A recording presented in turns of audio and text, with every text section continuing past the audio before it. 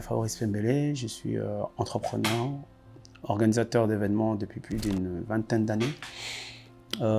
J'ai monté une école de danse près de 20 ans, Hip-Hop Family, et je me suis peu à peu dirigé vers l'organisation de mariages, répondant bien sûr aux besoins et aux attentes d'une communauté qui avait besoin d'avoir des organisations bien structurées. Tout ça.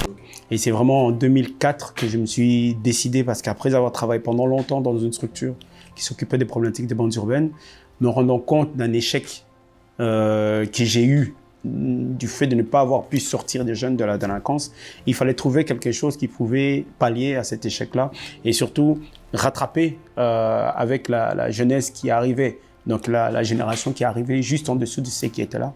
Et il fallait proposer une activité qui était saine, une activité qu'ils aimaient, mais une activité aussi qui était à la tendance et à l'heure du moment. Et à ce moment-là, il y avait le film Street Dancer qui était sorti à l'époque. Et je me suis basé de ça pour créer cette école de danse. Donc partant de là, j'ai créé un événement en plein air, un battle de danse en plein air. Et ce battle de danse que j'ai créé, j'ai mis un podium, j'ai mis un DJ et j'ai mis des danseurs. L'école de danse est née là. Le meilleur souvenir, c'est d'arriver dans un endroit, dans un terrain où je suis comme un cheveu dans la soupe. Je ne sais pas danser, je ne sais pas placer un pas. Et je viens créer une école de danse. Absurdité totale. Les gens me regardent, me disent, mais il est qui, lui, il vient d'où, il veut avec son hip-hop family, machin et tout. Parce que j'avais un concept autour du nom hip-hop family, c'était le concept de la famille. Donc je me disais, voilà, on va travailler, mais on va mettre l'accent sur la cohésion familiale. Donc ceux qui n'ont pas eu à l'intérieur, qu'ils puissent l'avoir à l'extérieur, mais d'une manière cadrée. Et j'ai eu à faire face à moi un frère, un ami, qui a la même tête que moi. Qui a la même tête que moi. Et on s'est disputé la salle. Même pas on se disputait la salle, parce qu'à ce moment-là, on s'entraînait à la rue du Blin. Numéro 19, il y avait une salle de sport qui s'appelait Perfect Gym. Et en dessous, il y avait une salle de danse. Et au-dessus aussi, il y avait une salle de danse. Maintenant, nous, on était en dessous, eux, ils étaient au-dessus. Mais il s'avère que ce jour-là, nous, on devait être au-dessus et ils devaient être en dessous. Et c'était parti en vrille. Et lui, il venait danser avec ils étaient déjà connus, professionnels. Moi qui venais de débuter avec mes gars, machin et tout. Et le gars, il vient directement, et comment ça, et on commence à se prendre la tête. Maintenant, ce qui était le plus marrant, c'est qu'on avait les mêmes gestes, la même attitude, même façon de parler, même tête. Alors quand on se disputait, les autres qui étaient là en train de nous regarder, au lieu de nous séparer, ils se marraient. Et quand ils se marraient, on le regardait, et en même temps, on disait, vos gueules. Et c'est là. Ça partait encore en vrai. Ça, c'est le meilleur souvenir que j'ai de... Je te dirais, comme je te disais tout à l'heure, là, je ne savais pas danser. Tu arrives dans un truc où tu ne sais pas danser du tout. Tu vois déjà d'autres écoles de danse qui sont là depuis des années, qui viennent, ils ont de danseurs de malades. Tu es là, tu te dis, mais qu'est-ce que je vais proposer, qu'est-ce que je vais faire? Mais l'idée m'est venue de faire quoi? Des événements en plein air. Des battles de danse en plein air, de mettre un ring de boxe. J'ai ramené le concept du ring. Il y a des battles qui existent. Mais quand on entend battle, on entend bagarre. Donc, il faut remettre les choses dans leur contexte. Et le contexte, c'était quoi? C'était de créer un ring en plein air, ramener un vrai ring de boxe et les gens vont se battre là-dedans. C'est là-dedans que va se passer les battles. Et dans chaque coin du ring, vous avez les équipes qui soutiennent son candidat. Et il y avait cette alchimie qui se faisait, cette énergie positive. Et il y avait du monde de malades. Les gens, quand ils voyaient déjà le ring, ils s'arrêtaient, ils se disaient, il va y avoir de la boxe en plein air. Alors derrière, j'ai mis un podium avec un DJ. Alors j'ai aussi fait le battle de DJ. Donc ce qui fait que pendant le battle de danse, il y avait en même temps aussi le battle de DJ. Donc ça dit que ce DJ-là contre ce DJ-là. Donc de deux côtés de l'extrémité du podium, il y avait le DJ. Donc ça dit que celui-là qui était avec l'autre équipe, et l'autre qui était avec l'autre équipe. Et c'est comme ça qu'il y a eu cette transition, je peux dire, de me mettre dans l'événementiel. L'événementiel a commencé là. Je pense que mon travail d'entrepreneur a commencé depuis que j'ai 22 ans.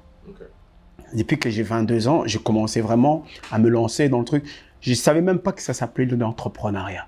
Je savais juste que, voilà, je suis un jeune, je fais des activités, j'ai des gens qui travaillent, je ne dis pas qu'ils travaillent, mais qui collaborent avec moi, que je paye.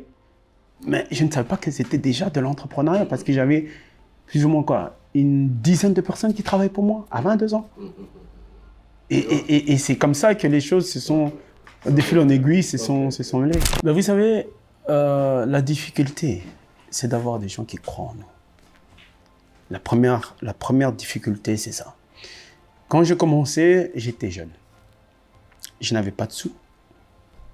Et je venais de sortir d'une structure qui était organisée où je devais me créer moi-même maintenant et essayer de faire mes preuves. Faire mes preuves, c'est comme si je suis dans l'océan et je suis une petite pierre dans l'océan. Donc, il faut tout refaire. Et je me suis confronté face à des gens qui m'ont mis des bâtons dans les roues. Notamment ceux qui étaient déjà là, qui voyaient en moi un potentiel danger que moi, je ne voyais pas à l'époque. Parce que je me dis, voilà, j'ai fait un événement en plein air, ça rassemblait plus de 3-4 000 personnes. Ça m'a permis de rencontrer différentes autorités de la ville de Bruxelles. On m'a donné les clés de la ville de Bruxelles pour dire que voilà, ben, tu peux, allez, la ville de Bruxelles te soutient dans tes projets. Il fallait créer une structure. Il fallait maintenant officialiser les choses. Donc j'ai créé l'école de danse, l'association Hip Hop Family Company, que la ville, la région, le gouvernement subventionnaient. Donc j'ai commencé à recevoir de l'argent pour organiser des battles. Parce que les gens se posaient les questions. Oui, organiser un battle, ça coûte de l'argent. Mais où est-ce que j'avais cet argent? Mais cet argent ne sortait pas de ma poche. C'est l'argent du contribuable que j'avais. Parce que j'ai organisé des événements qui rassemblent du monde et ils se sont dit, ah ben, en lui, on estime qu'il y a moyen de pouvoir mener à bien des projets de la jeunesse. Et ces projets de la jeunesse, ça rentrait dans une politique qui était la politique de la jeunesse, qui était la politique de la culture, qui était la politique tout entière, apparemment, par rapport notamment aux problématiques des bandes urbaines. Si on pouvait faire des activités, ce qu'on appelait des activités, j'ai oublié le nom que ça porte, mais bon, ça m'en reviendra, éducatives, enfin bref, cela. Si on pouvait faire ça, on pouvait associer cela à de la danse, qui était une façon de dégager de l'énergie négative de façon positive et qu'on peut, éducation permanente, voilà, c'est le nom, et qu'on peut pallier les deux. Pourquoi pas? Eh ben, c'est comme ça que j'ai eu la confiance de ces personnes-là. Ça m'a permis de créer un carnet d'adresses. Ce carnet d'adresses m'a permis notamment d'avoir des subsides, de pouvoir rentrer là où je me disais, même moi-même, je me disais jamais je rentrerai dans des endroits pareils. Ça m'a amené loin, ça m'a amené très loin. Et c'est d'avoir des gens qui ne croient pas. Qui, à chaque fois, il fallait toujours prouver. Même quand on avait fait des choses qui étaient grandioses pour notre jeunesse, pour notre jeune âge, ben, il fallait toujours prouver. Les proches qui venaient aider, c'était, ouais, bon, une fois qu'ils voient la foule et qu'ils se rendent compte, ils se disent, ah ouais, waouh. Mais malgré ça, il reste toujours, je dirais, en soi, problème général de tout entrepreneur, non, je pense pas. Je pense que, dans un premier temps, il y a ce problème de jalousie. Qu'il faut le dire. Il ne faut pas se voiler la face. Étant jeune, pourquoi est-ce que lui, il arrive et pas moi? Il y a ce côté-là qui rentre en jeu. Maintenant, vous avez ces jeunes qui décident d'avancer et qui se disent que voilà, moi, je ne veux pas tomber dans la délinquance. Vous avez l'influence de la rue qui est là, qui pèse. À l'époque, il n'y avait pas encore des réseaux sociaux comme il y a maintenant. Donc, on avait plus l'influence de la rue, des frères, des grands frères. Il y a un frère qui est un ami dont le frère est chef d'un gang, ainsi de suite. Donc, ça venait peser sur le truc et tout ça. Ce qui fait que quand toi, tu viens avec quelque chose et que tu sors un peu du lot et qu'il y a le regard qui est sur toi, directement, pour la plupart, c'était un vendu. C'est ce que la jeunesse disait à cette époque-là. Ah, c'est un vendu parce que tu collabores avec l'État, tu collabores avec les flics, tu collabores. Donc, moi, j'ai pu faire cette transition-là parce que de là où j'étais avant, dans les problématiques des bandes urbaines, dans cette structure qui fonctionnait comme une machine, j'ai pu garder des contacts parce qu'on a rencontré les rois, on a rencontré il y a beaucoup de gens qui sont venus, des ministres, et à chaque fois, je prenais des cartes de visite. Tac, tac, tac. Et c'est ces cartes de visite qui m'ont permis, par la suite, de les utiliser, pas pour moi, mais pour la jeunesse. Pas pour les jeunes qui étaient déjà, je vais dire, en éperdition, mais pour les jeunes qui arrivaient, qui n'arrivaient pas encore à se positionner. Comment est-ce que je vais suivre la voie de mon grand frère ou bien la voie de la rue? Est-ce que eh bien là, il y avait quelque chose. Et ce qu'il y a de bien, c'est que les parents accompagnaient leurs enfants. Les parents accompagnaient leurs enfants au cours de danse. Et quand ils venaient, Ils étaient là, ils assistaient. Et c'était multiculturel, il n'y avait pas que des blagues. Il y avait des blagues de beurre, de blanc, il y avait de tout. On a même été interviewé par la RTBF dans l'émission Le Bureau du Pouvoir, où, ça c'est une anecdote, la ministre de l'Intérieur, avant qu'elle devienne ministre de l'Intérieur, Joëlle Milquet, elle était venue parce qu'elle voulait conquérir la ville de Bruxelles. Elle voulait être bourgmestre, elle voulait avoir le majorat. Alors, elle pose la question à des gens, je veux des jeunes, une association des jeunes qui bougent, ainsi de suite, je vais aller visiter. Et ils sont tombés sur la Hip Hop Family. Ils sont venus avec tout plein de caméras, les bureaux du pouvoir qui étaient là et tout. Et moi, je vois, on m'appelle, on me dit, oui, c'est le cabinet de Madame Milquet. En fait, on aimerait bien venir faire une émission sur voir un peu comment est-ce que ça se passe. Elle viendrait visiter vos cours, elle viendrait prendre contact avec vous, rentrer en contact avec les jeunes, parler avec les jeunes. Et je me dis, waouh, moi, ma personne, à moi, avec... Ah ouais, ça c'était l'aubaine. Et j'étais la première école de danse qui a eu à passer sur une émission politique et qui a été filmée où les jeunes étaient en train... Et ça m'a permis de faire passer un message en disant que ces jeunes ne sont pas que des délinquants. Ce sont des jeunes qui sont en manque d'activité. Donc si mon action en tant qu'entrepreneur à l'époque, en tant que responsable d'une école de danse a permis à ce que je puisse passer un message par rapport à la jeunesse qui était là, ben pour moi c'était tout à fait gagné, c'était bénéfique. Qu'est-ce qui a fait qu'au terme de 8 ans, il y a eu... Vous savez, c'est la déception. Parce que, en créant cette école de danse, mon but à moi, c'était de réunir les gens autour d'une activité qui était saine et qui permettait de pallier aux problématiques des bandes urbaines. J'ai eu des gens qui sont venus, beaucoup de gens qui sont venus à ma rencontre parce qu'ils voulaient travailler avec moi, ainsi de suite. Et naïf, que je dirais parce que j'étais jeune, j'ai travaillé avec tout le monde sans pour autant avoir un pensée négative en disant confiance à 100%. Alors j'ai fait rentrer une personne dans la team, dans la structure. Comme on dit, j'ai fait rentrer un loup dans la bergerie. Et c'est de là que tout est parti. Donc j'ai une personne qui est venue, qui a voulu travailler avec moi, qui venait de Namur à l'époque, et je lui ai dit, il n'y a pas de problème, rentre, viens. Il dit, ouais, je travaille avec toi, j'ai entendu parler de ton école de danse, machin. Et c'était devenu l'école de référence de tous les débutants. Donc ça dit que même les écoles qui avaient des danseurs qui étaient professionnels, quand il y avait des nouveaux qui arrivaient, ils les envoyaient chez moi, et puis il dit, voilà, on t'envoie des danseurs, une fois qu'ils ont terminé, tu nous le renvoies. Et c'est ce qui se passait. Il y avait Ultimate Dancer, il y avait Final FX, il y avait plein d'écoles de danse qui étaient comme ça et qui m'envoyaient leurs débutants. Et le gars, il est venu. Je lui ai dit, écoute, comme je ne sais pas vraiment comment est-ce qu'on va travailler, ben, en entendant que les profs arrivent, parce qu'ils ont toujours 15 minutes pour faire les préparations, les échauffements et tout, eh ben, toi, tu arriverais vers, comme les cours commençaient à 17h, à 18h, toi, tu arriverais vers 17h45 et on mettrait plus ou moins 30 minutes d'échauffement, donc de 17h45 à 18h15. Comme ça, une fois que les profs arrivent, ils commencent directement. Bam, ok. Et ça commençait comme ça et ça marchait super bien. Et puis à un moment donné, ben, ils prenaient de plus en plus de la place parce que voilà, ils devenaient un élément important dans ma structure. Et que je donnais aussi de la valorisation pour le travail qu'ils faisaient. Et il y a une petite rémunération qui l'accompagnait par rapport au truc et tout ça. Il s'avère que pendant un événement qu'on a fait en 2007, il a fortement plu.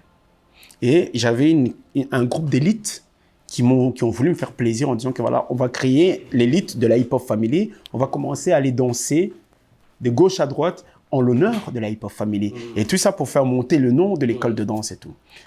Alors, j'ai pour politique et j'ai pour habitude de ne jamais dire « Waouh, quand tu as fait quelque chose, wow, c'est génial, facile. » J'ai toujours pour habitude de dire « C'est bien, mais tu peux aller plus loin. Ou tu peux mieux faire. » Et c'est ce que j'ai dit à ces jeunes-là qui ont dansé super bien. Hein, mais leur dire que c'est bien, vous avez déchiré, j'aurais mis un frein à leur croissance, je dirais. Et ça leur aurait empêché de pouvoir évoluer. Ils se sont reposés sur leurs acquis. Et ce n'était pas le but. Le but, c'est de dire, ah, c'est très bien, mais vous pouvez mieux faire. Et le gars, il a sauté sur l'occasion en disant, oui, il ne reconnaît pas vos capacités. Moi, je reconnais. Moi, je peux vous amener loin. Moi, ceci, moi, cela. Et il leur a donné l'envie et la soif de l'argent. Alors que moi, ils avaient 9 cours. Sur les 9 cours, ils payaient 25 € par mois 9 cours. À l'époque, 2 cours dans certaines écoles de danse, on payait 250 €. Et moi, ils avaient 9 cours, ils avaient 25 € par mois. Et la plupart ne payaient pas parce qu'ils étaient dans des problèmes de famille, ainsi de suite. Donc, l'argent que je recevais par rapport aux événements que j'organisais, ça me permettait d'enfler les caisses de la team, de l'école, et ça me permettait notamment de payer les professeurs. Donc, même si les élèves ne payaient pas, j'avais assez de réserves pour pouvoir tenir et injecter dans le truc et tout ça. Et je leur donnais plus de la passion que de l'amour de l'argent. Je voulais qu'ils fassent ça pour de la passion. Parce que quand vous mélangez de l'argent dans un truc, ça change totalement. Et ouais, voilà. Et donc, il a pris il les a tous pris. Et je me rappelle que la chose la plus difficile, c'était que, faisant face à ça, une chute des élèves qui étaient, on avait 3 salles, et dans les 3 salles, il y avait plus ou moins une centaine d'élèves qui venaient. Donc, on avait les cours le mardi, le jeudi, non, le mardi, le lundi, le mercredi et le vendredi. 3 fois par semaine et 3 salles. J'ai dû louer des salles en plus tellement qu'il y avait la demande, elle était énorme. Ce qui s'est passé, c'est que j'ai commencé à perdre des élèves. Il a entraîné des élèves à aller s'entraîner dans les gares, aller faire des danses parfois qui étaient obscènes, donc qui est sorti totalement de la vision. Et comme on est dans une structure, je ne décide pas seul. On a décidé de me mettre à l'écart. Dans ma propre boîte, on m'a mis de côté. Pendant 6 mois. Parce que on disait si on a perdu des élèves, c'est sûrement parce que voilà, j'ai pas bien géré, que ça n'a pas été, ainsi de suite. Donc, on a remplacé quelqu'un pendant 6 mois. Au bout de 6 mois, en décembre, on m'appelle pour me dire, écoute, il faut que tu reviennes parce que ça chute de plus en plus. Et en revenant, j'ai vu on avait 100 élèves par cours. Je me suis retrouvé avec 12 élèves. On a tout perdu. Alors, mais le nom était toujours là. Hip Hop Family restait toujours. Et je voyais, comme c'était le dernier cours, je me dis, écoute, j'ai dit au professeur, c'est le dernier cours, je reprends la fonction, mais on arrête l'école. On arrête l'école parce que là, on fonce droit vers le mur et je ne veux pas perdre la notoriété que nous avons. Je préfère que les gens gardent dans leur tête l'image d'une école de danse qui leur a permis d'eux, mais pas une école de danse qui était et qui a perdu. Non. Donc, j'ai commencé donc, ils donnaient leur dernier cours. Et là, je vois le gars en question venir avec les élèves que moi j'ai formés, avec l'ensemble des professeurs. Pourquoi? Parce qu'il y a une bagarre qui s'est éclatée en boîte, où ceux qui étaient restés défendaient, et ceux qui étaient partis étaient en train de critiquer. Donc, entre eux, ils ont commencé à se battre. Et moi, je n'étais pas là, donc je n'étais pas au courant.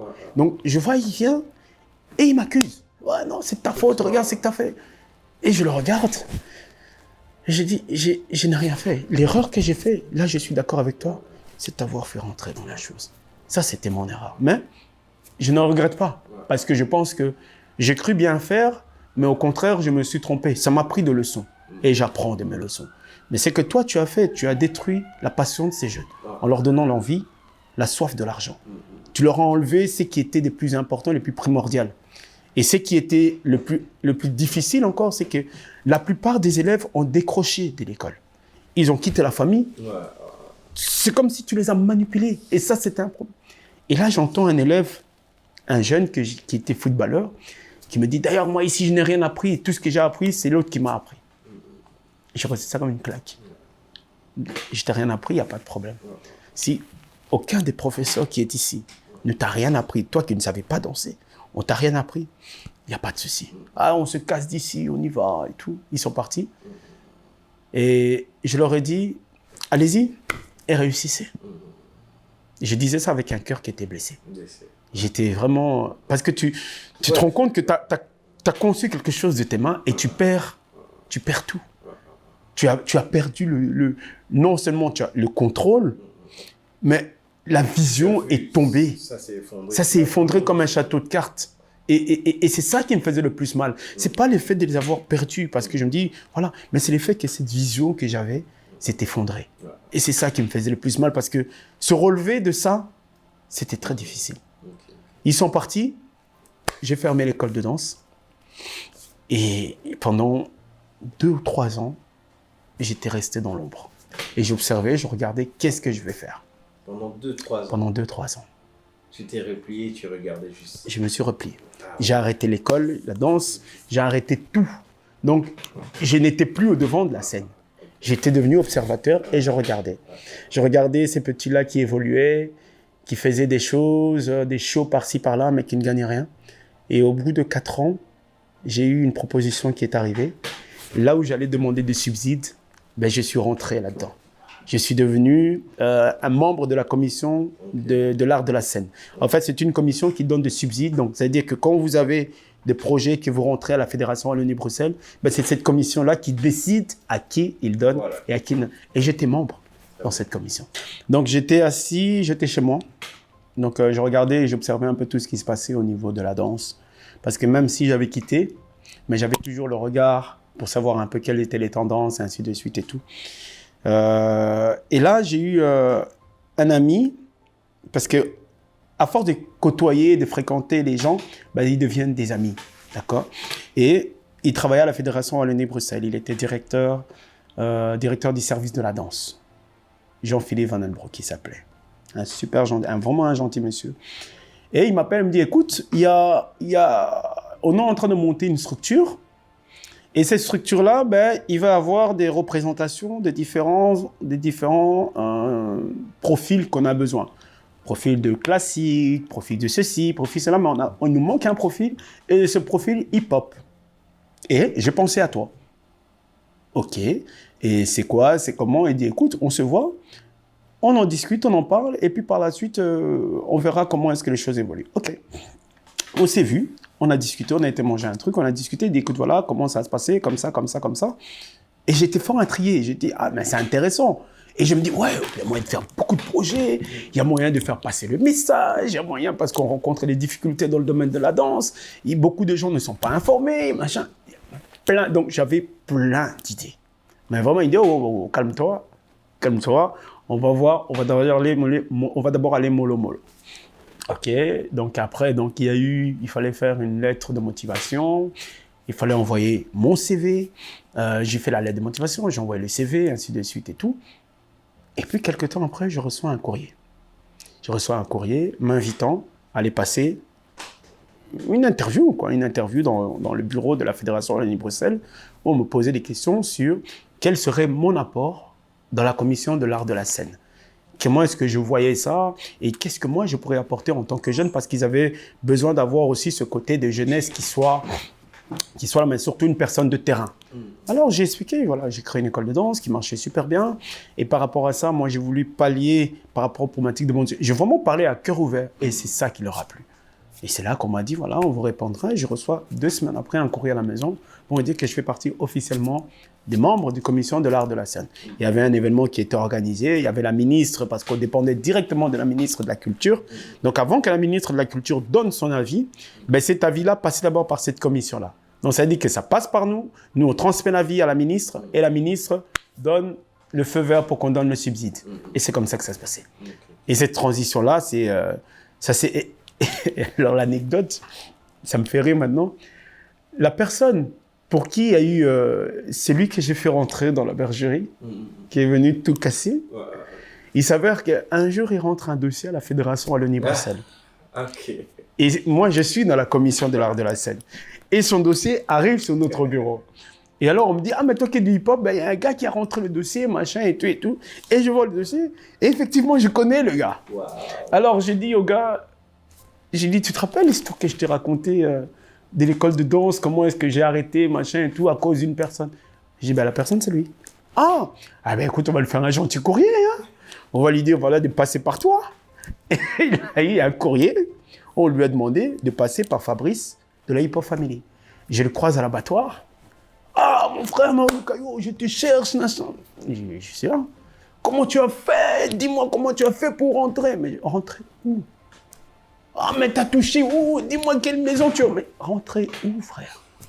Parce que jusqu'à présent, tu me dis rentrer. Mais rentrer où? De quelle maison tu me parles? Non, frère, toi, tu dois me dire comment est-ce que tu fais. Qui signe aussi? Mais de quoi tu me parles? Non, j'ai reçu un courrier. Apparemment, tu travailles à la fédération. On dit, ah ouais. Mais comment tu as fait? Dis-moi. Où tu es rentré? Je dis, à l'église. J'ai pris à l'église et c'est comme ça que je suis rentré dedans. Non, il faut que tu me pistes. Je dis, oh, ah ouais. Il dit, écoute, ouais, ils m'ont demandé de passer te voir pour parler du projet, je vais t'appeler. Je dis, oui, appelle-moi. Appelle-moi, mon numéro n'a pas changé. Tu crois qu'il m'a appelé? Il m'a jamais appelé. Parce que là, je me dis, c'était un coup du destin. Là, c'était la vengeance du destin. Parce que ce qu'il avait commencé avec les autres, il n'a pas terminé parce qu'ils se sont séparés. Et ces jeunes-là qui sont partis, ils ont tourné, ils n'ont rien foutu. Et au contraire, ils ont disparu. Et moi, je continuais à évoluer dans mon truc. J'étais devenu un membre de la fédération. Donc, je palliais maintenant entre le secteur sur le terrain et la fédération Wallonie-Bruxelles. Donc, je ramenais des informations parce que je connaissais le terrain, parce que je connaissais les réalités et les difficultés qu'on rencontrait. Et que je savais que les personnes qui recevaient de l'argent pour pouvoir venir en aide à des semi-professionnels, comme on nous appelait, mais ne faisaient pas bien leur travail. Donc, moi, je ramenais toutes ces informations à la source. Donc, ce qui fait que j'étais un pont entre le secteur et la fédération. En fait, ce que j'ai pu constater, c'est comment est-ce que les choses se passent à l'intérieur. Et les difficultés, parce que moi-même, je me posais la question, tu rentres un dossier à la fédération Wallonie-Bruxelles, mais tu ne reçois pas de subsides, tu reprends que des réponses négatives, comment est-ce que ça se fait? Mais c'est parce que les gens qui étaient là ne comprenaient pas le milieu hip-hop. Pour eux, le hip-hop, c'était du semi-professionnel, alors que c'était du professionnalisme à 100%.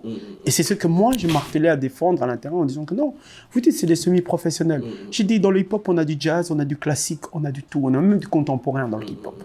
Donc, ça dit que ces jeunes-là que vous voyez qui sont en train de s'entraîner matin et soir, ce sont des professionnels. Il fallait maintenant faire rentrer ça dans la tête des gens qui étaient là, qui étaient déjà que des vieux. J'étais le plus jeune, et que de blancs, j'étais le seul black et le seul africain. Il fallait pousser les portes. Donc, ça dit, tu rentres dans une instance, c'est pas si facile que ça. Parce que tu dois en même temps aussi faire valoir aussi ta voix. Et ta voix ne vaut qu'un. Donc, ça veut dire, vous êtes 12, ça veut dire que c'est la majorité qui l'emporte. Donc, quand il y a quelque chose qui rentre, tu dois défendre le projet hip-hop pour que ça puisse passer, qu'on puisse donner. On appelait ça les trains. Premier train, deuxième train. Premier train, c'était 10 000. Deuxième train, c'était 15, 20 000, ainsi de suite et tout ça. Où il y avait alors ce qu'on appelait les résidences. D'accord? Il y avait une résidence, donc ça veut dire que de solo, donc un artiste ou bien un danseur, recevait une subvention pour être en résidence, par exemple chez Jacques Franck ou bien chez Charleroi Danse, ainsi de suite. Pendant X temps, il y avait des coproductions, donc ils trouvent le coproducteur, donc qui achète le projet et la fédération Wallonie-Bruxelles vient financer la différence. C'était comme ça que ça se passait. On avait des dossiers qu'on devait étudier, c'était un truc de malade. C'est un taf. C'était un taf. C'est un taf. On recevait plein de dossiers comme ça qui arrivaient à la maison et il fallait étudier parce que quand vous avez réunion, le mardi en général, on avait réunion et il fallait savoir de quoi on parlait. Et on passait parfois 10-15 minutes sur le dossier, 20 minutes en train de parler sur le dossier. La satisfaction, oui et non. Parce que, étant seul à défendre le secteur du hip-hop, c'était difficile de faire passer beaucoup de projets. Et on n'a pas fait passer tous les projets. Faire passer l'information dans le secteur pour que ces gens-là puissent rentrer des dossiers, c'était difficile parce que eux, ils voyaient plus la facilité. En se disant, ah ben non, mais pourquoi on doit faire des dossiers?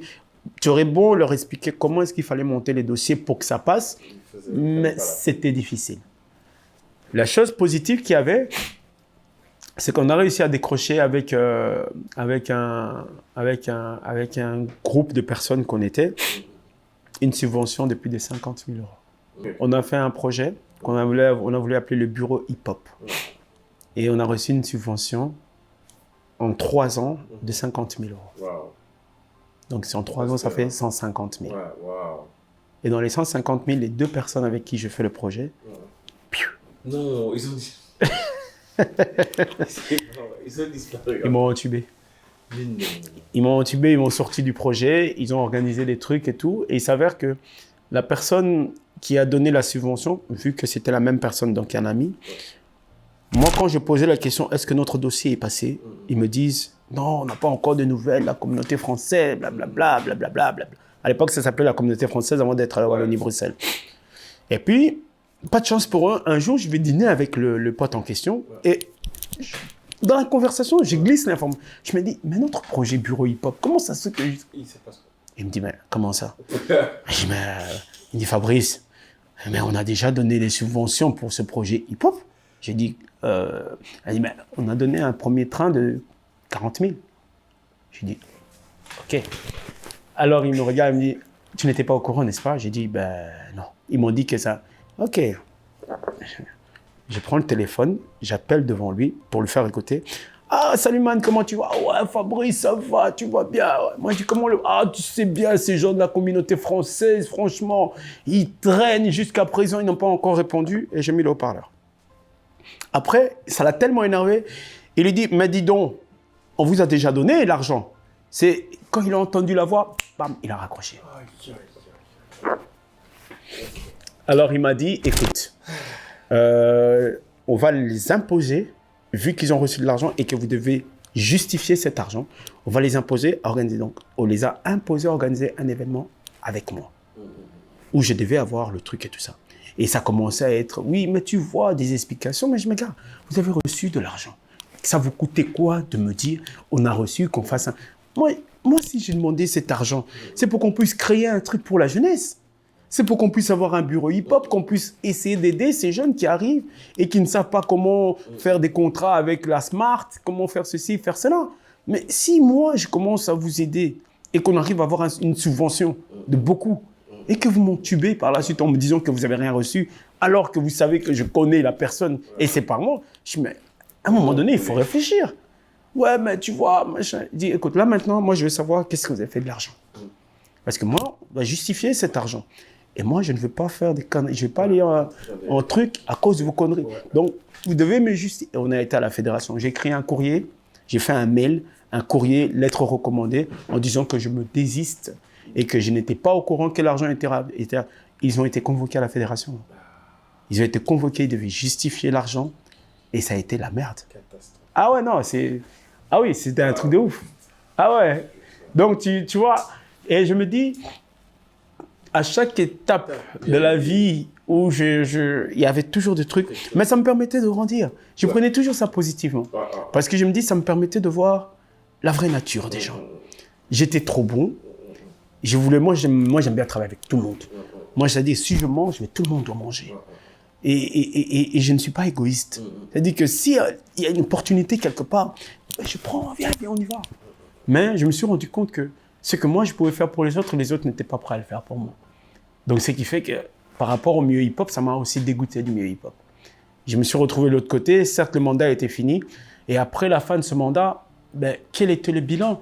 Le bilan était mitigé. Le bilan était mitigé.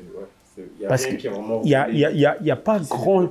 Je n'ai pas su développer et mettre en place vraiment quelque chose que je peux dire, grâce à mon passage dans ce truc-là. Et le truc, la commission a été dissoute. Ça fait, il n'y a plus, ça n'existe plus cette commission. Vu les restructurements du gouvernement qu'il y a eu, ainsi de suite, il y a beaucoup de choses... Les rapports. Il y a des rapports, il y a beaucoup de choses qui ont cessé. Et ça m'a permis... comment je dis? Ça m'a grandi. Ça m'a grandi. Et en fait, tous mes événements, tout partait de Madou. Ouais. Le problématique de bandes urbaines, la structure où je travaillais, c'était à Madou. Quand j'ai commencé l'école de danse, la personne qui m'a donné l'envie de faire l'école de danse, c'était à l'arrêt à Madou. Okay. La personne qui m'a appelé ici pour faire son mariage parce que son maître de cérémonie l'avait lâché, c'était à Madou. Okay. Donc, en fait, tout partait de Madou. En fait, Madou était... Je sais pas, mon lieu de je sais pas. Tu vois, donc tout partait de là. Mon point de départ. Donc je revenais là et tout repartait de là. Alors, il m'appelle, j'étais devant la commune de Madou. Il me dit, ouais, Fabrice, je dois te voir. J'arrive devant la commune de Madou. Il me dit, voilà, écoute, mon maître de cérémonie m'a lâché et j'ai besoin de toi pour m'aider à faire mon mariage. J'ai dit, écoute, j'ai jamais fait de mariage. Et là, on est en 2010. 2009, je ne sais plus. En tout cas, je ne sais plus. 2009 ou un truc comme ça, je ne sais plus. Bref. Il me dit, j'ai besoin de toi pour organiser mon mariage. Je ne sais pas comment organiser un mariage. Je ne sais pas comment faire. Par où je vais commencer. Écoute, je t'ai fait confiance. Voilà. Mec, il me lance ça comme ça et je tombe là-dedans comme un cheveu dans la soupe. Je viens. Je commence à imaginer comment est-ce que ça va être, sans avoir fait des formations, sans avoir fait d'école. À l'époque, on ne savait même pas que ça s'appelait du wedding planner. On ne connaissait pas les termes. Et je commence à organiser, je contacte les prestataires, je leur dis voilà, ainsi de suite, je commence à donner. Et j'arrive à la soirée, j'anime. Bam. Ça a apprécié les gens. Ouais. OK. Je laisse. Et puis, je commence à voir un deuxième coup de fil. Ah, mais j'aimerais bien que tu viennes animer dans mon mariage. J'ai dit, mais comment tu as fait? OK. J'y vais. J'ai fait la même chose. Et ça a commencé petit à petit. Et c'est de là que c'est né. À l'époque, il y avait des gens qui étaient déjà là, qui étaient des animateurs. Les Marc Tabou, les Rouf Moutanganga à Paris. Et d'autres encore qui étaient là, les Malou Kazadi, ainsi de suite, qui sont des frères, des amis dans le métier. Ils avaient déjà leur nom. Moi, j'arrive comme ça. Qui je suis? Par où je vais commencer? Comment est-ce que je peux atteindre le niveau qu'ils avaient? Et je n'avais pas d'idée. Je me suis dit, ben, je vais aller à ma manière de faire. Je vais faire de ma manière, je vais faire à ma façon. J'ai d'abord commencé par trouver le nom. Le nom, comme j'avais trouvé le nom Hip Hop Family, très difficile. Il fallait trouver le nom maintenant pour les événements. J'ai parti sur Fabrice Pembele, maître de cérémonie. Wow, c'est commencé comme ça. Mais ça ne collait pas. Et quand tu dis Fabrice Pembele, en fait, pour les personnes qui ne savent pas, c'est en fait, tu as pris ton prénom et ton nom, ouais. Ton nom de famille. Ouais, c'est ça. Ouais. Okay. Et je voulais mettre maître de cérémonie. Au début, oui, ouais, mais ça ne donnait pas. Il y avait quelque chose qui n'allait pas ça. C'était trop long, trop... Mais ça ne collait pas et ça ne sonnait pas bien. Tu ne le sentais pas? Je ne le sentais pas. Maître de cérémonie...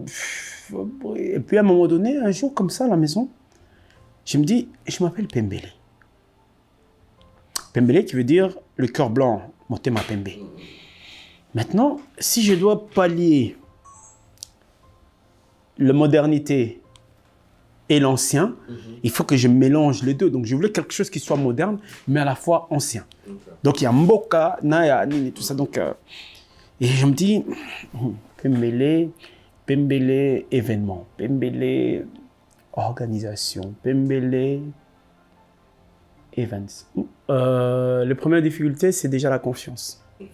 Comment est-ce que les gens vont te faire confiance? Tu es jeune, tu es organisé. À l'époque, déjà, on avait cette problématique qui était que les gens confiaient leur mariage à des tantes, à des oncles, aux membres de la famille. Difficilement le confier à des étrangers, une personne qui est étrangère à la famille.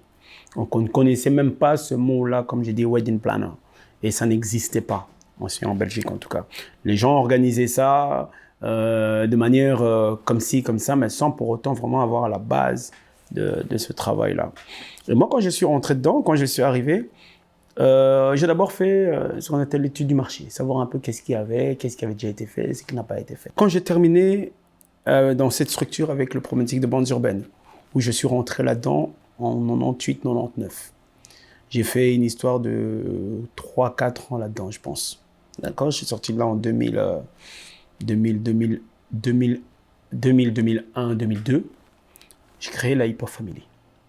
Cette Hip Hop Family, on a organisé des événements. On est resté plus ou moins de 2002 à 2007, 2008.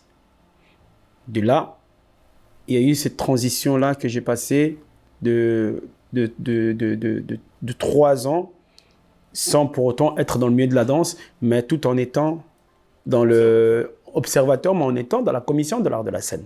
Donc c'est pendant ces étapes de temps-là. Ce qui fait que ça m'a permis de rester là pendant 3 ans, pendant 5 ans. Donc on est en 2007, 2000. Donc ça veut dire que la Pembele Events est né pendant cette transition-là entre la commission et le truc. Donc c'est pendant que j'étais dans la commission, ben, il y avait déjà aussi des trucs qui commençaient à s'organiser juste pour remettre un peu le truc dans leur place et tout. Donc la confiance, c'était la chose la plus difficile. Les gens n'avaient pas confiance du tout parce que j'étais jeune. À l'époque, j'avais les cheveux, je me faisais une carte d'Afrique sur la tête pour revendiquer à quel point j'étais africain et dans le panafricanisme, ainsi de suite et tout. Et ils se disaient, ah, on va confier dans l'organisation des mariages à un petit comme ça. Qu'est-ce qu'il va faire? Ah, non, il va animer seulement. J'ai commencé par animer. Mais c'est moi qui ai voulu développer par la suite. Côté animation, en disant que non, je ne vais pas seulement dans l'animation, je vais organiser. Être dans l'organisation, commencer le matin, l'après-midi, le soir, ainsi de suite. J'ai commencé peu à peu à installer le processus par rapport à ce que j'allais faire. Et il y avait parfois des mariages où je commençais le matin et je me donnais tellement à fond. En fait, ma particularité, c'est que tout ce que je fais, je me donne à 200%. Je ne fais pas les choses à moitié. C'est-à-dire que je vise toujours grand. Je ne me limite pas. Donc, c'est-à-dire que même quand je suis là, je vois plus loin je vois des kilomètres.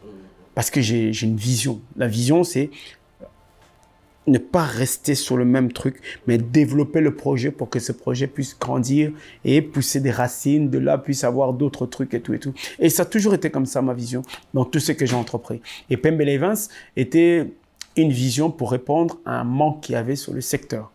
Parce qu'on avait des mariages qui étaient mal organisés par des gens à qui on confiait, où on arrivait à des mariages, c'était totalement le bordel, et il n'y avait personne pour pouvoir arranger les choses. Et moi, je suis arrivé à ce temps-là. Ceux qui étaient là, les frères, les aînés que j'ai vus dans ce milieu-là qui étaient là, ils ne rentraient pas trop là-dedans. Ils étaient tous dans l'animation seulement.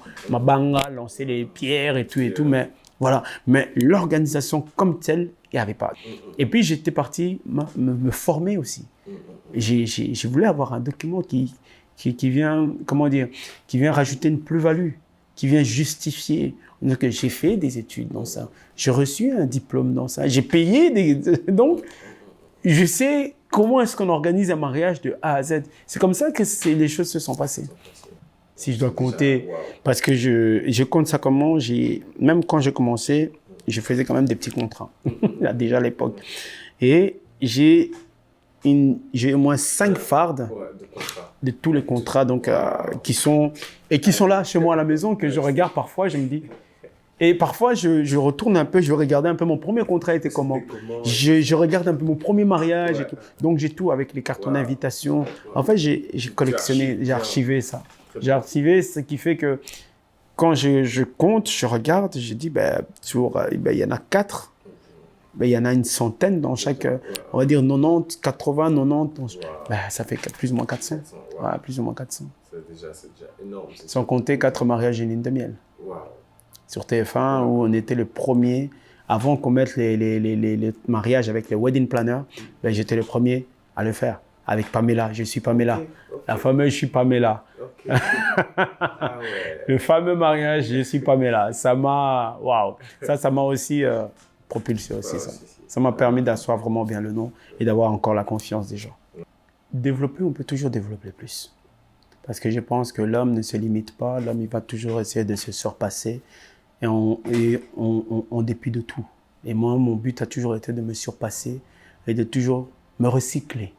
Le recyclage, on le voit dans la médecine, on le voit dans différents métiers et pourquoi pas dans le wedding. Il faut maintenant avoir cette facilité d'acceptation, de se dire qu'on veut se recycler. Parce que quand on se met dans l'attitude où on sait tout, on n'a plus rien à apprendre, c'est là que commence le début de la fin. Alors, moi, je suis de nature à laisser une trace. Je ne veux pas qu'aujourd'hui, je n'ai pas pu laisser une trace dans ce que j'ai fait dans le passé. Parce que je me dis, il n'y a rien qui laisse, si ce n'est que oui, Hip Hop Family a existé et ceux qui étaient danseurs de l'époque ont connu, mais ceux qui arrivent maintenant n'ont pas ce truc-là. Donc, je n'ai pas laissé quelque chose qui, tant bien au niveau de la commission où j'étais en tant que membre, je n'ai pas laissé non plus, on a sorti une loi ou quoi que ce soit, bref, rien du tout. Alors, si je peux laisser une trace dans le wedding, alors ça c'est vraiment avec un grand oui. Laisser une trace comment c'est, vous savez, on dit souvent cette phrase, on dit, la copine n'a jamais été égalée. On dit souvent ça. Et cette phrase, les gens ont parfois tendance à se dire « Ah non, moi je ne vais pas copier ». Mais on s'inspire tous de quelque part. Le wedding, le mot « wedding », ça vient des États-Unis. On s'est inspiré de ce mot. Il est venu de là, il descend peu à peu, il est descendu ici, et peu à peu il est en train de se descendre et de s'approprier vers l'Afrique. Donc ça veut dire que ça fait une transition. Et cette transition, ça veut dire que ceux qui l'ont commencé, aux États-Unis, ça a commencé depuis des années. Nous, on l'a connu il y a peut-être quoi, 15 ans. Et encore, si je dis 15 ans, c'est énorme. Quoi, il y a 10 ans, 17 ans, où on sait que voilà, le wedding planner, et encore le mot wedding planner, c'est un métier qui commence à prendre de plus en plus de trucs. Mais avant, on ne connaissait pas, on ne savait pas que c'était un métier à part entière. organisateur ou planificateur d'événements. Donc ça, je me dis que si on peut laisser une trace, mais comment laisser la trace? Ça veut dire que des gens qui arrivent, qui veulent apprendre, les former, leur donner cette envie. Mais ce sont des gens qui ont envie d'apprendre. Pas des gens qui se disent qu'ils connaissent tout, parce qu'aujourd'hui, c'est devenu quelqu'un qui organise son mariage. Demain, elle se réveille, elle devient wedding planner, parce qu'elle a organisé son mariage. Quelqu'un qui prépare chez lui à la maison, il se dit, voilà, j'ai préparé dans une fête coutumier, dans un mariage coutumier, elle devient traiteur. Un qui manipule son téléphone, juste avec iPhone, tout ça, il devient photographe. Mais où sont les normes? Dans chaque chose, il y a des normes. Si on parle de la déontologie journalistique, on parle notamment aussi de la déontologie en ce qui concerne l'organisation d'événements, la planification. Ce n'est pas n'importe qui, n'importe comment et n'importe quand que tu peux organiser. Il y a des règles, il y a des normes à suivre qui permettent à ce que tu puisses non seulement organiser bien la chose, mais les personnes qui vont t'engager, c'est dire que on a confié l'organisation de notre mariage à une personne référente. Mais quelles sont les références que tu as? Tu n'as jamais organisé un mariage, tu n'as pas de dépliant, tu n'as pas de page internet, tu n'as pas de site internet, tu n'as pas de page Facebook. On ne sait pas qu'est-ce que tu as fait. Tu te dis, organisateur d'événements, quelle est moi la confiance que je vais avoir à venir te dire, organise mon mariage? C'est pas possible. Nous, il faut que les gens puissent aller dans l'attitude de se former, dans l'attitude de prendre des modèles, de prendre des exemples. Je prends tel exemple, je prends tel exemple, je prends tel modèle, tel modèle. Pourquoi? Parce que ça va nous permettre de pouvoir évoluer au fur du temps et se dire que voilà, par rapport à l'événement que j'ai fait, on sait d'où on vient, là où on est et où on va. Je préfère être coach que formateur, parce que si je me dis formateur, même si mon diplôme de wedding planner me donne la possibilité de pouvoir former et de donner un brevet. Mais je me dis coach, pourquoi? Parce qu'en tant que coach, je fais le suivi en même temps aussi. Voilà. C'est-à-dire que je viens t'apporter ce qu'on appelle le développement personnel par rapport à ta structure. Comment est-ce que tu te vois dans 1 an, 2 ans? Où est-ce que tu as envie d'amener ta structure? Comment est-ce que tu veux qu'elle soit? Ainsi de suite. Quelle est la vision? Parce que c'est la vision qui donne l'identité de la structure.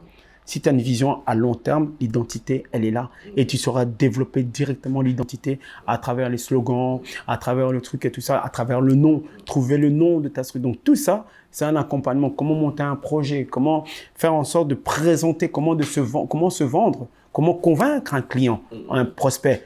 Je suis là, mais comment est-ce que je vais te convaincre de me prendre? Pourquoi moi et pas un autre?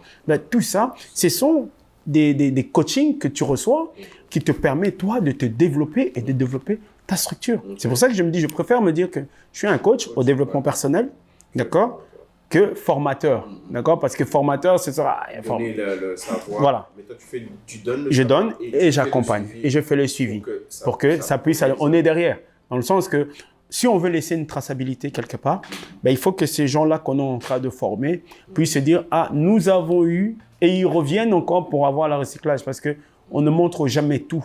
On laisse toujours quelques détails pour que les gens, quand ils partent et qu'ils reviennent, ils puissent encore trouver quelque chose dans le... C'est comme à la maison, hein. Quand tu prépares à manger, tu prépares une marmite, tu es seul. Tu ne vas pas tout terminer d'un coup, tu vas laisser un peu, parce que demain, quand tu vas revenir, tu vas encore trouver un peu de la nourriture. Au cas où, c'est la même chose. Je pars sur le même principe. Ce que moi, je prépare à manger maintenant, ce n'est pas pour le manger tout de suite, directement et tout terminer. Demain encore, tu pourras avoir faim, tu peux revenir, rechercher encore de la nourriture. Le savoir et la connaissance est à la portée de tout le monde ici. Tout le monde peut avoir la connaissance s'il le désire et s'il le veut. Il suffit juste de le vouloir. Maintenant, il y a de ceux qui n'ont pas cette possibilité d'avoir cette connaissance. Pas parce qu'ils ne le veulent pas, parce qu'ils n'ont pas la possibilité. Et c'est vers ces gens-là que moi j'y vais.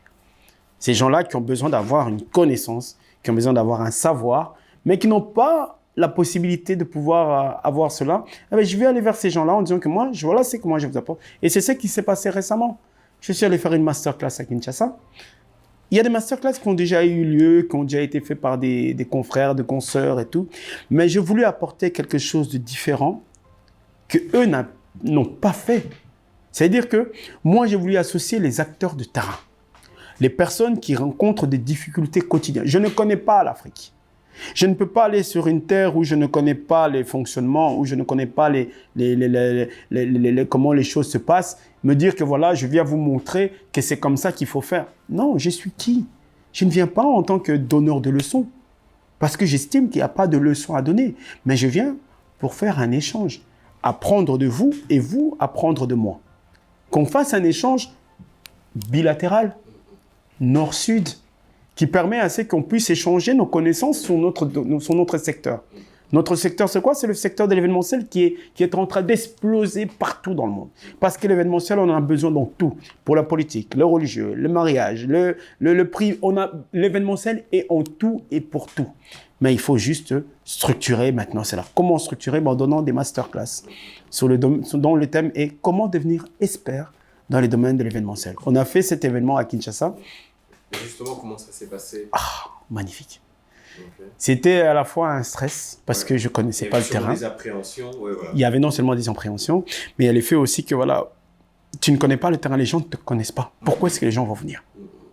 Tu quittes ta zone de confort pour aller dans un terrain où tu n'es pas connu, où il y a d'autres personnes qui ont déjà fait aussi leur nom et qui ont déjà... Pourquoi est-ce que toi, les gens vont venir chez toi et pas... C'est là que j'ai l'idée d'associer les acteurs de terrain, les gens locaux. C'est-à-dire que moi, je viens en tant que donner ma masterclass, mais je ne viens pas seul. Je prends un gars qui est dans l'événementiel, qui est wedding planner, qui est maître de cérémonie, qui est journaliste, qui est ambassadeur d'une marque de vêtements là-bas. Je prends un event planner, un organisateur d'événements qui organise des concerts en plein air, qui book des artistes pendant plus de 20 ans. Et je prends une dame qui est dans tout ce qui est la formation des hôtesses d'accueil, protocole d'accueil, ainsi de suite et tout. Ces 3 personnes-là que j'ai pris. Je les ai dit, venez, on va ensemble essayer de répondre aux problématiques, comment devenir expert dans le domaine de l'événementiel. Eh bien, dites-vous que ça a super bien pris. Les gens, rien que par le titre et par le fait que j'ai associé d'autres personnes, stratégiquement, c'était intéressant. Pourquoi? Parce que je ne connaissais pas, eux, ils connaissent des gens. Donc, ça dit qu'à partir du moment où il y a leur photo sur l'affiche, ils partagent l'affiche, ils me ramènent leur monde. Stratégie. Et d'autant plus que si moi je viens en disant, mais nous on ne le connaît pas, mais lui on le connaît. Ah, mais lui on le connaît. Ah, ben s'il est là, je vais aller. Directement, j'ai leur public. Et ça donnait ce que ça donnait. Ça donnait un échange super, des projets magnifiques qui sont en cours et qui vont arriver bientôt et qui vont changer. Je pense que ça va changer beaucoup de choses. Le projet qu'on est en train de mettre en place, ça va changer énormément de choses dans le domaine de l'événementiel à Kinshasa. Pas seulement à Kinshasa, mais au Congo dans son ensemble. J'ai monté ici, en parallèle avec Pembele Events, j'ai monté une structure qui s'appelle The Gentleman Service. The Gentleman Service, c'est une équipe constituée des garçons avec quelques filles à l'intérieur. Et ils répondent notamment aux besoins de tout ce qui est service en salle. Organisation en salle, donc le service en salle. Mais on a monté aussi une team qui est The Gentleman Security, dans le sens où nous avons des sécurités. Nous avons notamment aussi les stewards pour des événements en plein air. Avec The Gentleman Service, on a eu l'occasion de travailler avec l'ambassade de la RDC.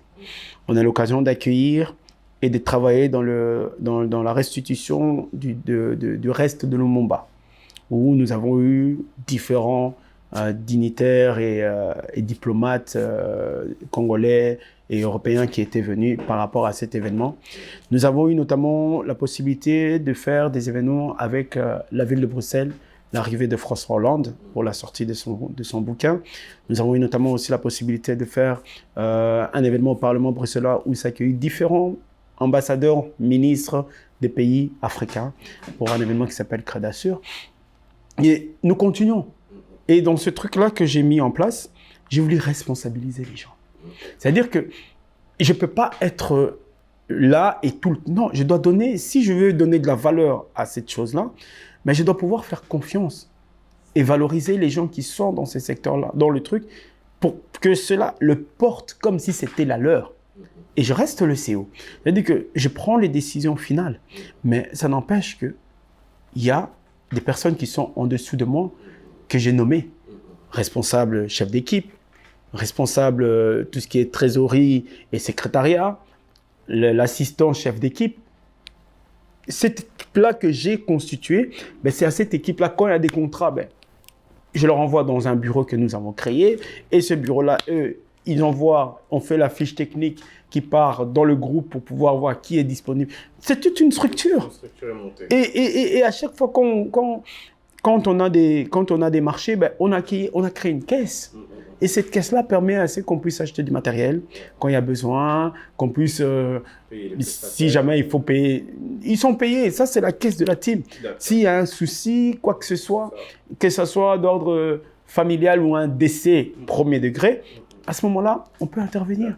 Donc, c'est-à-dire que je donnais à chacun le sens de responsabilité. Pour que ceux-là, même si je ne suis pas là, je n'étais pas là, j'étais au Congo, ils ont travaillé dans beaucoup de mariages ici. Et si vous ne savez pas que c'est le mien, si je ne vous le dis pas, vous ne saurez pas que c'est le mien. Et pourtant, c'est mon truc. Wow. Message au peuple. People interview. Ben, mon message serait, il faut aimer ce que vous avez créé. Créez vos activités, créez votre structure, même s'il y a des gens qui ne croient pas en vous. Soyez la première personne à croire en vous. Parce que c'est ça qui va changer les choses. Quand j'ai commencé la Hip Hop Family, personne n'a cru en moi. Quand j'ai commencé l'école de danse, personne n'a cru en moi. Quand je me suis mis dans le wedding, personne n'a cru en moi. Mais ma volonté, ma foi en moi-même, le fait de croire en moi, ben ça m'a permis de soulever des montagnes. Alors, ne laissez jamais personne. Ne laissez jamais personne vous dire que vous n'êtes pas capable ou vous n'arriverez pas. La personne qui vous dira que vous n'êtes pas capable ou vous n'arrivez pas, éloignez cette personne de vous le plus rapidement possible parce que c'est la personne qui viendra mettre un frein à vos projets et surtout à l'ascension de ce que vous êtes appelé à devenir. La première personne que j'aimerais remercier, si je suis devenu ce que je suis, je pense que c'est Dieu. Parce qu'on a mis à tout à chacun un talent. Vous savez, il y a une histoire de la Bible que j'aime beaucoup. C'est l'histoire du maître et ses serviteurs. Un maître qui part en voyage et qui appelle ses serviteurs. Et à chacun, il donne un talent. Il donne un talent au premier, au deuxième et au troisième. Le premier, et puis le maître s'en alla. Le premier, vu que le maître lui a donné le talent, qu'est-ce qu'il en a fait? Il a été le dépenser parce qu'il s'est dit c'est à lui. Le deuxième, il s'est dit, ouais, le maître, il m'a donné ça, mais comme c'est quelqu'un de coloré, quand il va revenir, sûrement il va me le redemander. Il est parti le cacher. Le troisième, il s'est dit, bon, le maître m'a donné un talent. Ce talent qu'il m'a donné, je veux le travailler. Je veux le fructifier. Le maître qui s'en alla, quelques temps après, il revient, il rappelle les trois serviteurs. Le premier, je t'ai donné un talent, qu'est-ce que tu en as fait? Ah, maître, je pensais que ce que tu m'avais donné, c'était à moi, je l'ai dépensé. Va-t'en, mauvais serviteur. Le deuxième, ah maître, moi le mien, je l'ai caché, je savais que tu allais me redemander, je te le redonne. Mauvais serviteur, va-t'en. Le troisième dit, maître, le talent que tu m'as donné, voilà ce que j'en ai fait. Je l'ai misé, je l'ai travaillé. Ce que tu m'as donné, le voici, mais voici en surplus ce que cela m'a apporté. Très bon serviteur. C'est ça qu'en fait qu'il faut valoriser. C'est-à-dire que chacun d'entre nous a un talent et ce talent que nous avons, nous sommes dans l'obligation de le valoriser, de le fructifier. C'est-à-dire qu'il ne faut pas que ça dort. Ça doit être en ébullition à chaque instant, à chaque moment. Parce qu'à un moment donné, nous serons appelés à rendre de compte. Nous sommes appelés à rendre de compte. Qu'est-ce que vous avez fait des dons qu'on vous a donnés? Qu'est-ce que tu fais des dons que tu as? Tu as un don dans la caméra, tu as un don dans le chant, tu as un don dans l'organisation, tu as un don dans le DJ. Peu importe, mais qu'est-ce que tu en fais? Au lieu d'envier les autres, commence par d'abord toi-même te dire qu'est-ce que je suis capable de faire et comment est-ce que je peux le faire. C'est à ce moment-là, quand tu te poses la question comment est-ce que tu peux le faire, que tu commences à trouver des mécanismes et tu commences à voir des choses qui se dessinent à l'horizon pour toi. Alors, croyez en vos rêves, croyez en vos projets et ne laissez personne vous ôter ce que vous avez réfléchi.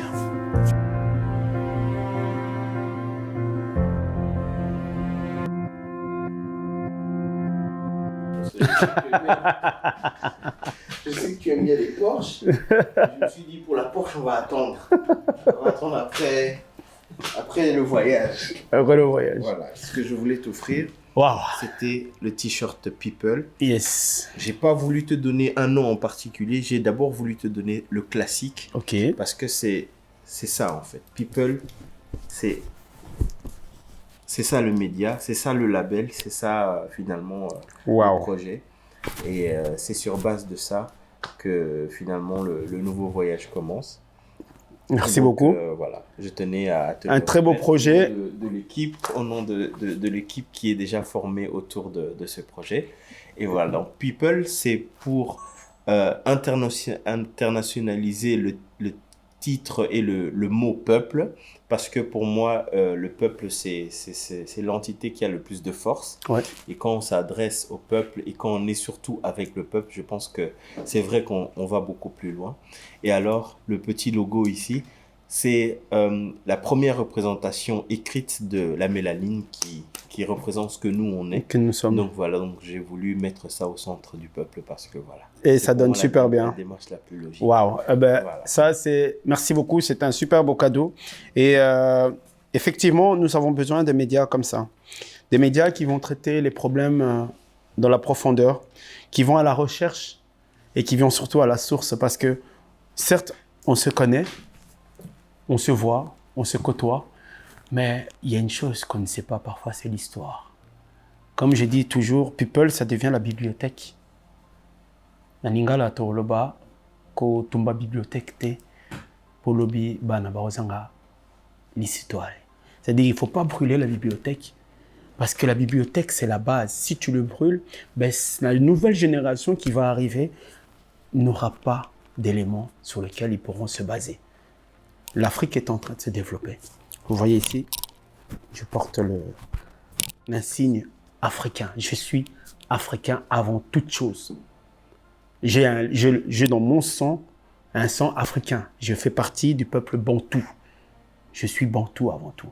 Donc ça dit que quand mon peuple, quand mon continent saigne, quand il pleure, ben je pleure.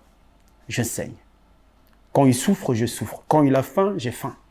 C'est-à-dire que si chacun d'entre nous, si chacun d'entre vous se met, ne fût-ce qu'un instant, en tête l'idée de penser à l'autre, au prochain, c'est-à-dire que l'Afrique pourra s'en sortir. Mais ça veut dire que pour que nous puissions penser aux autres, ça veut dire que nous sommes appelés à sortir nous-mêmes de notre zone de confort. Alors, sortons de cette zone de confort et allons à la connaissance de l'autre.